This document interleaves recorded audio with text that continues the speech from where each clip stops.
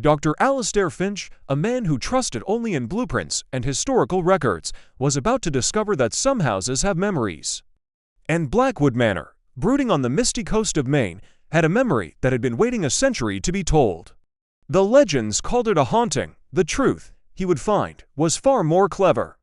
His investigation began with a letter, written on heavy, cream-colored stationery bearing the faint emboss of a raven. He was intrigued not by the local legends it hinted at, but by the building it offered up for study. Blackwood Manor was an architectural anomaly, a Gothic revival mansion dropped unceremoniously in the moss-draped backwoods. Built in the 1870s by a reclusive shipping magnate, it had been abandoned for nearly a century. The story spoke of a curse, of a woman who had vanished within its walls, and of a chilling whisper that echoed through its halls on moonless nights. Alistair dismissed it all as rural folklore. His client, Evelyn Reed, was the last of the Blackwood line. Her letter was straightforward. She wanted Alistair to assess the manor for historical preservation status. If it could be declared a landmark, she could get grants to save it. If not, she would be forced to sell it to developers. "I feel I owe it to my ancestors to at least try," she had written. "But I must warn you, the place has a reputation." A week later, Alistair's beat-up sedan rumbled down a long, unpaved driveway. The air grew cooler, thick with the scent of damp earth and salt. Then, the trees parted, and he saw it. Blackwood Manor didn't just stand, it brooded. It was a three-story behemoth of dark granite, complete with a looming central tower, sharp gables, and ornate windows that looked like vacant eyes. A woman stood on the wide, stone porch. As he approached, Alistair saw that Evelyn Reed was younger than he'd expected, with a pale, worried face. "Dr. Finch." "I'm Evelyn," she said, her voice quiet. "Alistair." "It's a pleasure," he replied, his eyes already scanning the building's facade.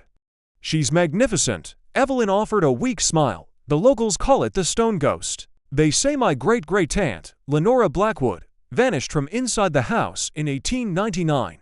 They never found her.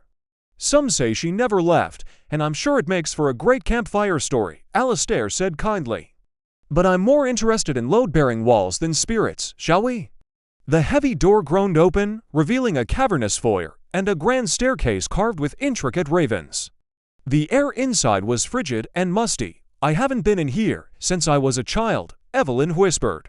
I don't like to stay here after dark." She handed him a set of keys. "This one is for the front door. The rest open most of the rooms. Except for one." She pointed to a small, silver key. "This is for Lenora's old bedroom, in the north wing. It's been locked since she disappeared." With that, she turned and left. Alistair was alone, with the house and its secrets. The first day was a blur of methodical work. He moved from room to room, documenting the decaying grandeur. As he worked, he tried to ignore the unsettling tricks the old house played. The groan of settling timber sounded like a footstep. The wind whistling through a broken pane of glass sounded like a sigh.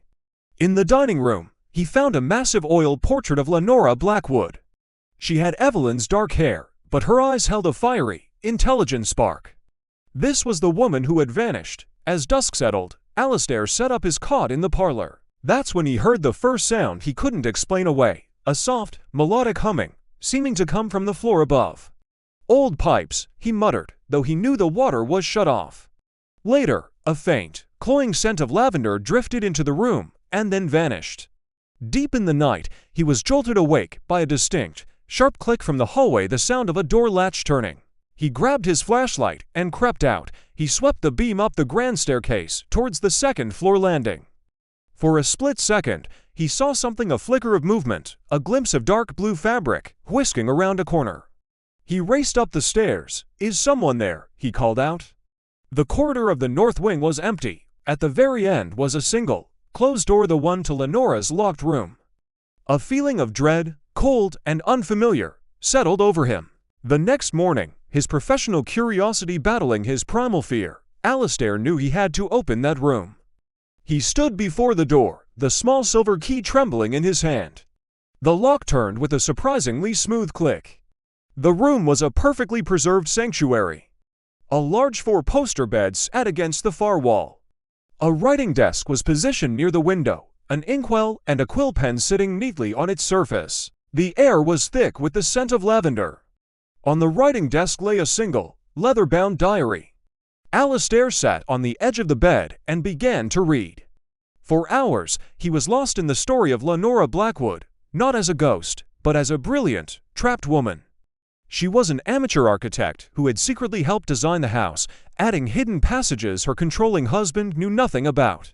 He had, in effect, made her a prisoner in the very house she helped create. "He has locked me in," she wrote in her final entry, dated October 31st, 1899, "but he does not realize the cage he built for me is of my own design. There is one last secret in this house, a path to freedom that only I know. Tonight, I will walk it. I will not be found, but I will not be gone. My story will remain, waiting in the heart of the house for someone who knows how to listen to the stones." Lenora hadn't been murdered. She had escaped. In the diary's last section, Alistair found a sketch of the room's fireplace, showing a false back panel activated by pressing a specific stone. He scrambled to the fireplace, found the stone, and pushed. A section of the wall receded, revealing a dark passage. It led to a small, hidden study. On a table sat a locked chest and a letter addressed to the one who finds this. "If you are reading this," the letter said, "then you have discovered my secret. In this chest are my designs, my journals, and the deed to this property. Prove my story. Do not let me be remembered as a ghost, but as the woman who built her own escape." The cold spots, the whispers, the scent of lavender. Alistair now understood. It wasn't a haunting, it was a breadcrumb trail, an echo left by a powerful will, guiding someone to the truth. Alistair brought the chest and the diaries to Evelyn Reed. The story of Lenora Blackwood, the secret architect, became a sensation. The house was immediately granted landmark status, and grants poured in to restore it as a monument to a forgotten female genius. Alistair's final act before leaving was to visit the manor one last time. He walked to the dining room and stood before Lenora's portrait.